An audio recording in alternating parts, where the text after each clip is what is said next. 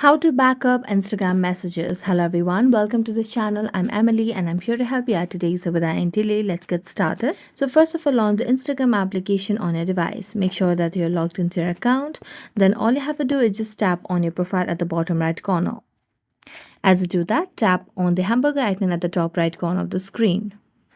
Next, tap on the account center. As you do that, tap on the your information and permission by scrolling down, and as you do that you can see the option of download your information. So tap on download your information, and as you do that you can select the option of download or transfer information. So tap on it and then select on the profile and then tap on next. Then tap on all available information over here, and as you do that you can download the device or transfer, and then you can just create a file over here. So as you create the file, all your information will be prepared for you to download. So you just have to download it and you'll be able to see that you have downloaded or you have been able to back up your Instagram messages. So thank you so much for watching this video. See you next time.